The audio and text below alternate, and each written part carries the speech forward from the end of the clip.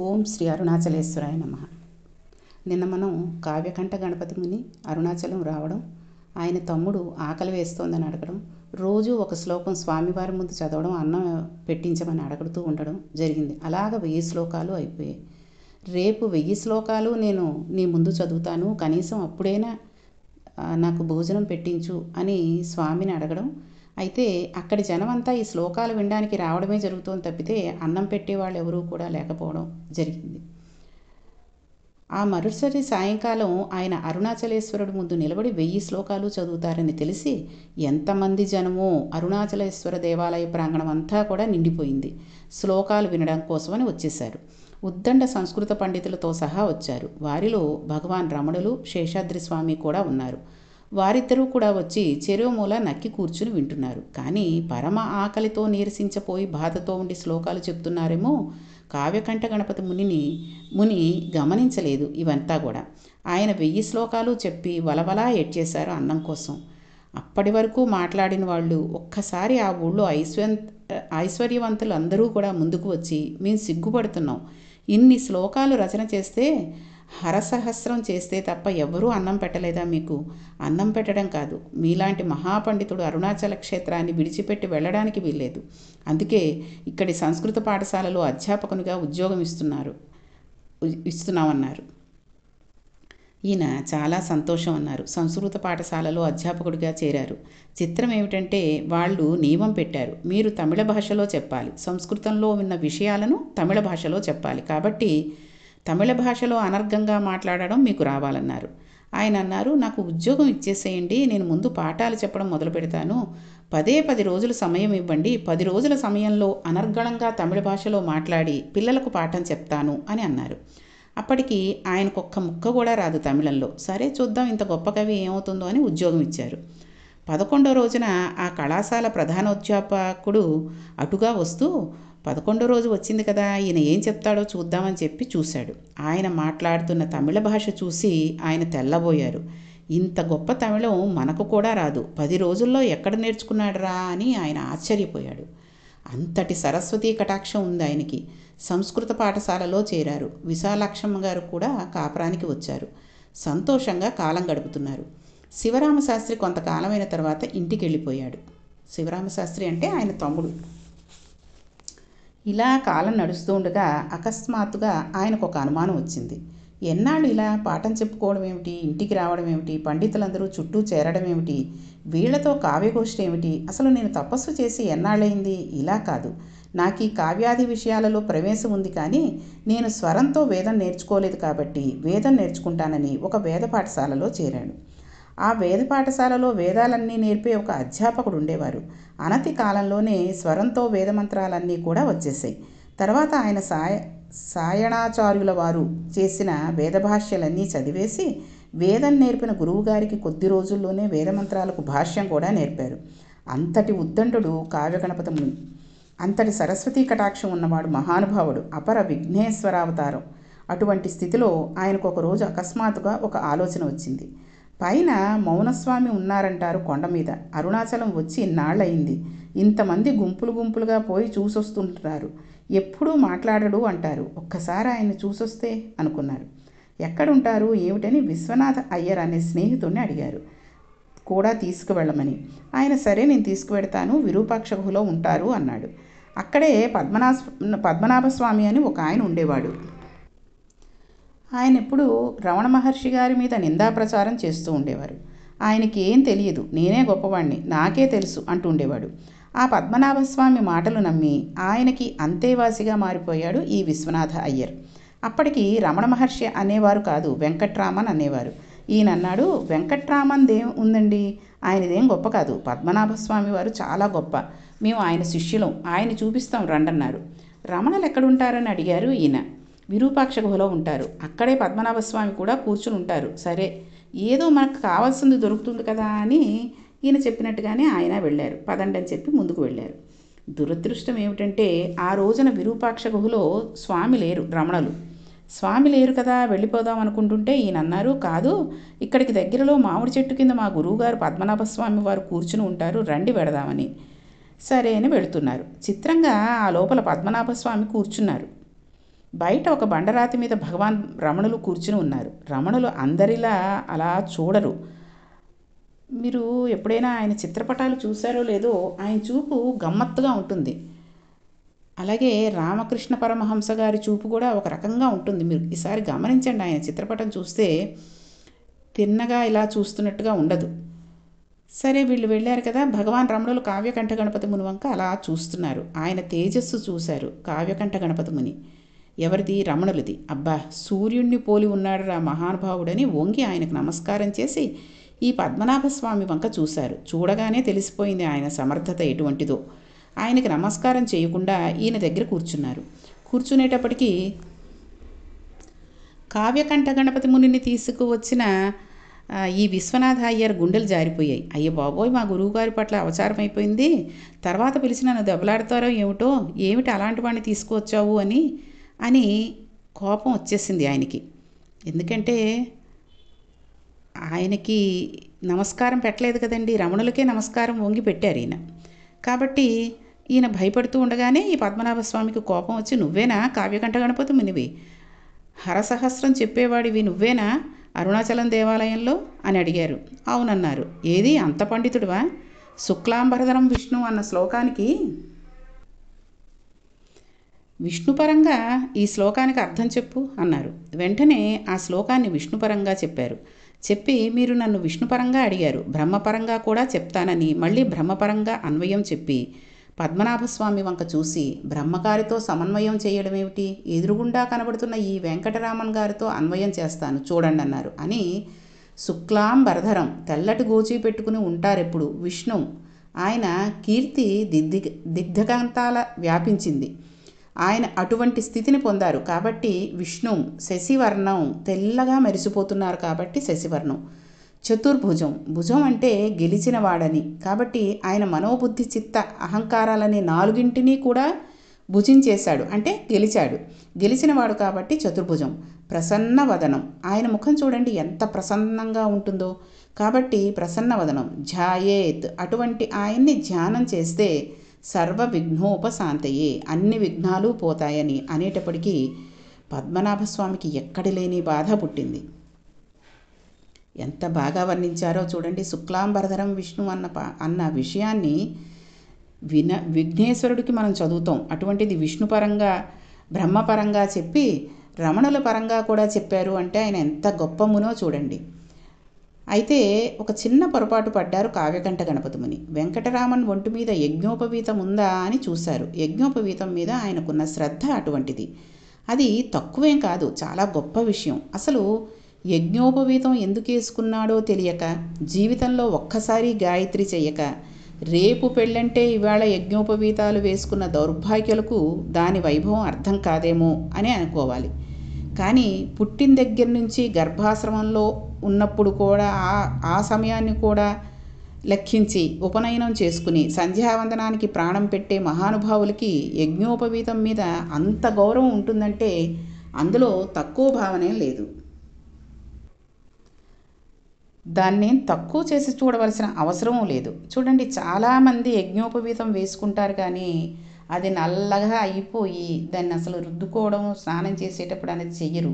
ఆ తర్వాత ముక్కల ముక్కల కింద అయిపోతూ ఉంటుంది. దాన్ని అలాగే ఉంచేసుకుని ఏదో వేసుకోమన్నారు ఆ రోజు పెళ్ళికి ముందు, యజ్ఞోపవీతం ఉండాలి, ఉపనయనం జరిగింది కాబట్టి అన్నారు, వేసుకుంటున్నాము. అంతేగాని అది పాడైపోయిందా, తెగిపోయిందా అన్నది ఏమీ చూసుకోకుండా దాన్ని అలాగే వేసేసుకుంటూ ఉంటారు.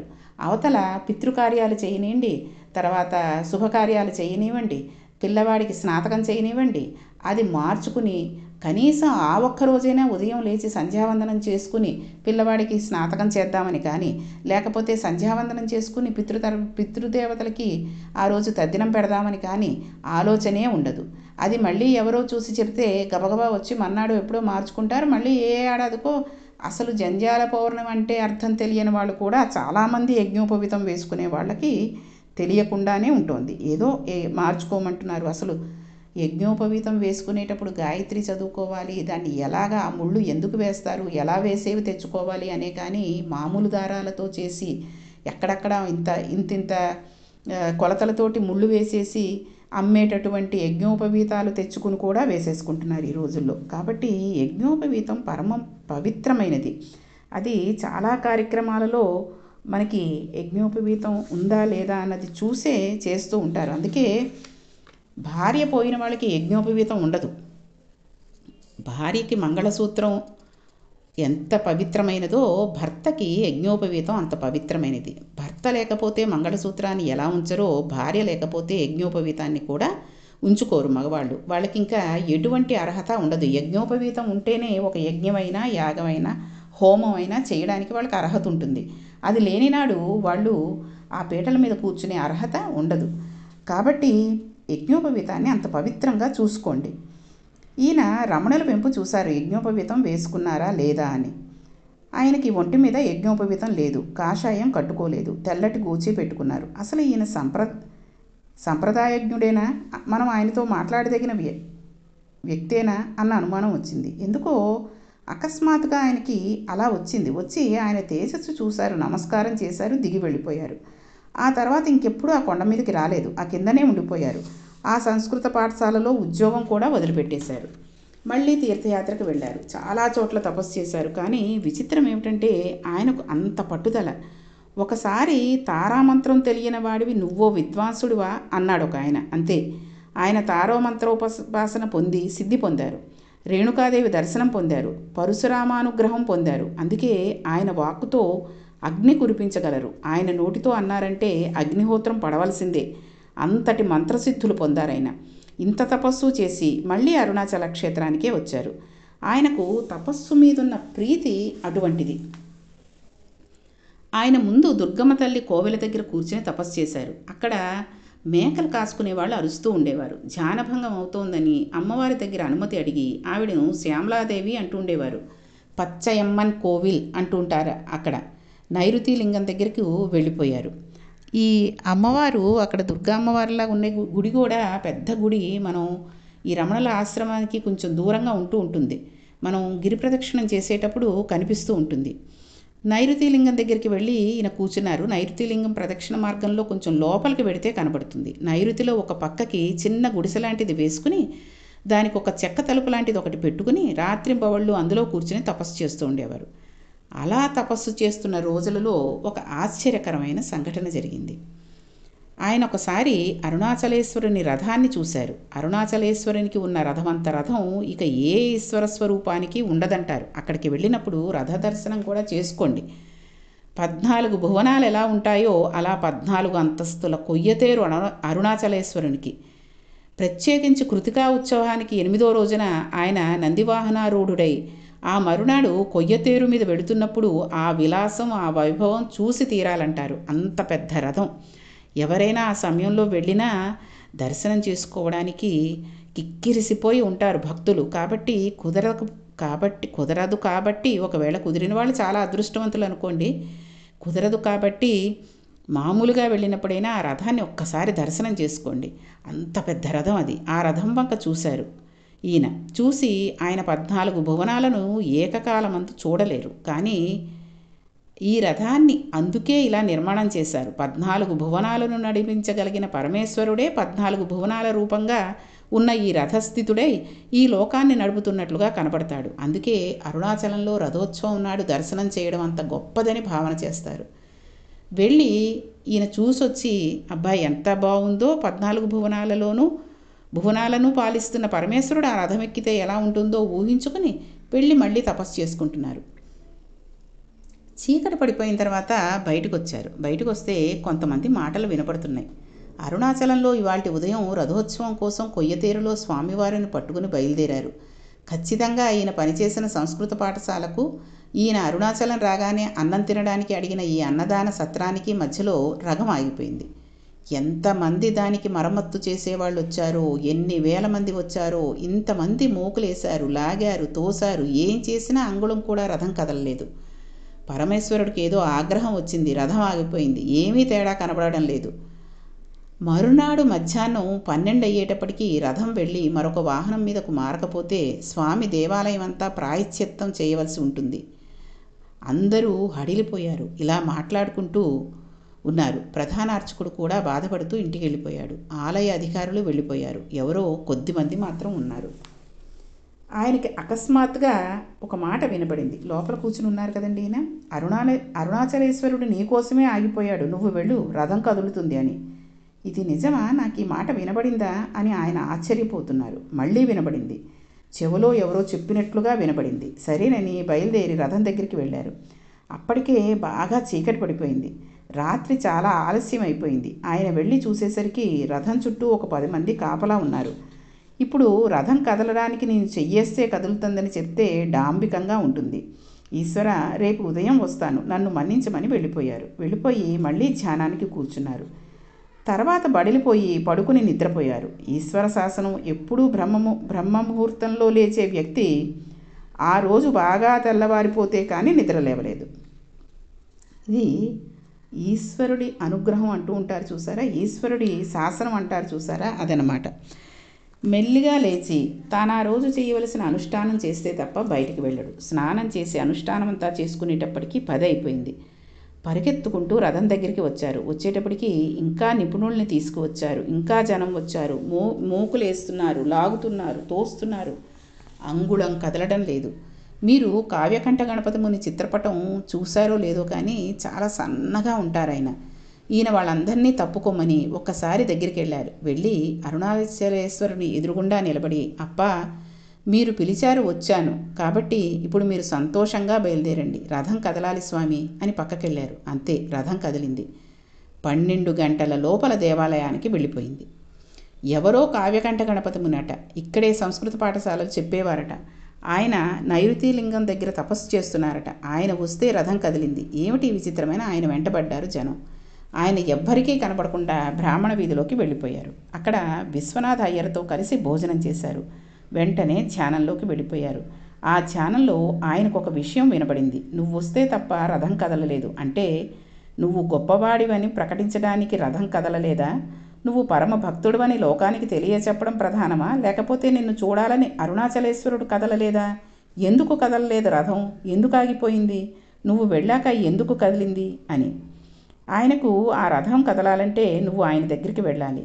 ఇంతకు పూర్వం నువ్వు పొరపాటు పడ్డావు ఆయన గురించి. ఇప్పుడు నువ్వు ఆయన దగ్గరికి వెళ్ళు, దర్శనం చేసి ఆయనకు నమస్కరించు. ఆయన మాట్లాడతారు. ఆయన మాట్లాడగానే నీ రథం కదులుతుంది.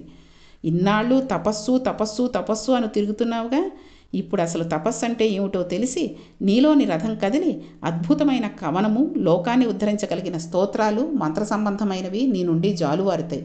ఈ 2 రథాలు కదపడానికే నా రథాన్ని ఆపి పిలిచాను, ఎక్కుకొండ అని వినిపించింది. అంటే అంతకుముందు రమణులు యజ్ఞోపవేతం వేసుకోలేదని చిన్న అనుమానాన్ని పెట్టారు కదండి. అది తీరిపోయి నీ మనస్సు అనే రథం కదులుతుంది, నా రథము కదిలింది అని పరమేశ్వరుడే ఈ మాటలు చెప్పాడనమాట. ఆయన వెంటనే లోపలికి వెళ్ళి ఇంకా విశ్వనాథ అయ్యర్ను కూడా పిలవకుండా గబగబా ఉత్తరీయం తీసి భుజం మీద వేసుకుని, అది మంచి ఎండాకాలం, అరుణాచలం కొండెక్కడం మొదలుపెట్టారు. ఆ తర్వాత ఏమైంది, ఆయన అక్కడికి వెళ్ళి రమణులతో ఏం మాట్లాడారు అనే విషయాలని రేపటి పారాయణంలో తెలుసుకుందాం. అరుణాచల శివ అరుణాచల శివ అరుణాచల శివ అరుణ శివ అరుణాచల శివ అరుణాచల శివ అరుణాచల శివ అరుణ శివ. ఓం శ్రీ అరుణాచలేశ్వరాయ నమః.